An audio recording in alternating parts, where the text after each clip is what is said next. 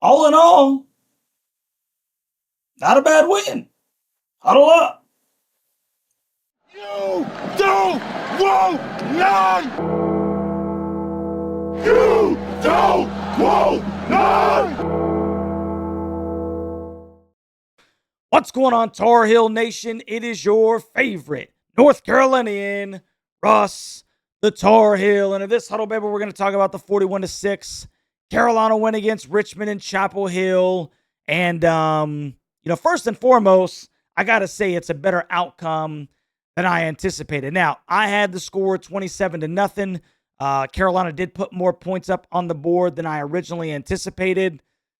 And they didn't hold them to a goose egg like I think they probably should have. I know that's asking a lot, but I think that they definitely had opportunities to hold them to a goose egg. But you really can't complain about 6 points.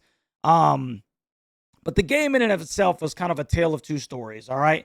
And I want to break it down offensively and defensively. Offensively, the 41 points looks a little bit better than maybe it was. Obviously, because 7 of those points came on the Mekhi Bear fumble recovery, and then he took it down the sideline, looked great doing it. We'll talk about that on the defensive side a little bit later. But I'm still worried about, what we have on the offensive side of the football, to be completely honest with you guys. The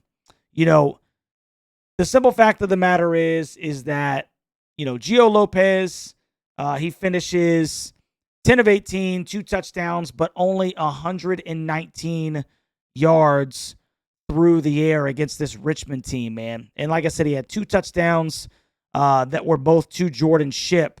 And, Jordan had a really good game.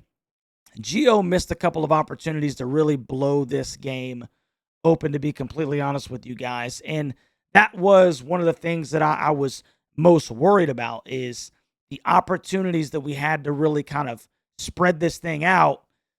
And it just never really came to fruition, mainly because I think Gio missed a couple of scoring opportunities. One of them being Paysor, I think in the second quarter. Paysor broke out. He was going to the pylon. And to be completely honest with you, Gio could have probably ran that thing in, decided to throw it, and he was just off. He was just off, man. There's really no other way to explain it. He was off when he went to Paysor right there, and he missed an opportunity for 6. Carolina ends up having to settle for 3, and I think that actually made the score 20-3 going into the half. I just feel like we may need more out of the quarterback position. He didn't play bad, all right? He didn't play bad. He didn't turn the football over this game. He did account for 3 touchdowns. And, the type of offensive system that we're utilizing right now, maybe it'll work. I don't know. That remains to be seen. But it just worries me that still my starting quarterback only has 160 yards of total offense, even though he did account for 3 touchdowns against an FCS opponent. You would think this is a game where you're really, showing what you can do. I feel like I needed more. Really surprised not to see Max Johnson in this game, especially after the second half or the first half.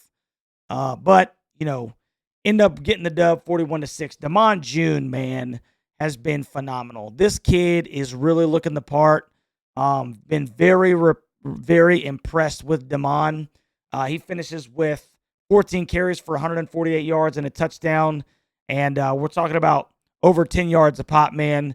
And he just looks different than every other back that we've had out there. I don't think Benjamin Hall played this game. Caleb Hood got a couple of snaps. I think Bullock got a couple of snacks. I keep saying snaps. But Damon June just looks different, bro. He's got great burst. He's downhill, and once he hits the hole, bro, he's stinking gone. And he's shown, pretty good vision. There was a couple of times, man, where he waited for his blocks and cut it up in there, man. And the offensive line gave him some good holes. So shout out to the offensive line in their run blocking. Damon June looked really, really good. That was an absolute bright spot for this Carolina offense, if you will. Now, once again, bro, just to keep it 100 with you, because we got a lot of good things we can talk about, but we also got some some issues that we need to hash out, bro. We go over here to the other monitor real quick.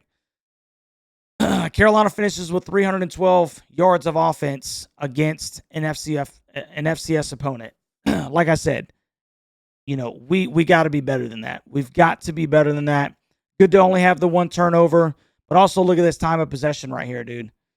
22 minutes for the Heels, and that defense was on the field for 38 minutes. And kudos to the defense for only giving up 199 yards of total offense. I really felt like this Richmond offense was limited. Kyle Wickersham did not have a very good game. He only threw for 47 yards, and I think he rushed for negative 20, so Carolina did a really good job of bottling him up. Great defensive game plan going into this one for the Heels. But only having 312 yards of total offense is something that I think that we should be concerned about. That's just my personal perception. Like I said, Gio had a couple of opportunities, man, to get outside the tackles, run the football, and he threw instead. And not only did he miss Paysor down there by the pylon in the second, he had a wide open Leacock running down the right sideline for 6, man. And not only did he airmail it, but he threw it out of bounds. So all you got to do is lay it up. Just lay it out there for Leacock to run under it, man. And he threw it out of bounds. It was just another blown opportunity for 6 points, man. So I'm still not sold on Gio moving forward, to be completely honest with you, man. All right. Like I said, very surprised not to see my guy Max in this game. But, we did enough to win against Richmond. Now, the defense was really stinking good today. Shout out to that Carolina defense, man. Melkart Abu Jaoud had 2 sacks back-to-back early in the game. Really set the tone for the defense. He had a fumble recovery a little bit later on to that. So if I could give out helmet stickers, Melkart is definitely getting a daggum helmet sticker. He played a really good game. Andrew Simpson led the team with 7 tackles. Actually, technically him, Kamori, and I think Mekhi Bayer had 7, if I'm not mistaken. But Simpson had a boomstick that he put on somebody, man, I think in the third quarter, bro, that guy brings the stinking wood. And it's good to see from a Carolina defense them being physical like that. So it seems like Andrew's popping somebody once a game, and I love it. And then, really big play in the game. Like I said, that's 7 points from Mekhi Bayer's fumble recovery and then streaking down the stinking sideline for 6, bro. He looked really good. That was a big play. It's always great when your defense can score you points, especially when the offense is kind of pedestrian at this point, man, to be completely honest with you, man. Good to see Jaden Patterson get in there and get an Oski. He gets a pick in the 4th. Obviously, the unfortunate thing is Torrey Newkirk's first pass in college football as a pick. Threw it into double coverage. Stared down the receiver the whole time. But, he came in late. He'll get better. But that's a heck of a way to start your college career. So, all in all, we went from, what in the world did we see, September 1st to, really worried about what we have against Charlotte. But I think from the TCU game to the Charlotte game, and then from the Charlotte game to the Richmond game, we've seen improvement per se. Now you have to put an asterisk on that because the competition. But, good teams beat the competition they're supposed to, and good defenses shut down the teams that they're supposed to. Simple fact of the matter is that Carolina held Richmond to under 200 yards of total offense, and the last 2 ball games, they're only averaging giving up 4.5 points per game. You can't ask for much more than that. I don't care who you are playing. So it's really good to see the defense playing well. The defense has played well, man.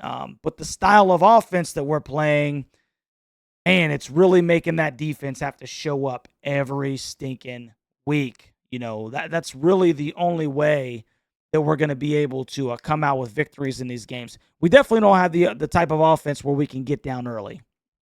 It's just not that kind of offense, man. And it does feel very NFL-ish. It really does. The whole scheme, the whole way that we're trying to play the game, running the football, etc. It feels very NFL-ish. And, it worked in this one. 41-6. Does it work against stiffer competition later in the year? That remains to be seen, man. UCF next week is going to be a really big test, man, down in Orlando. It really is.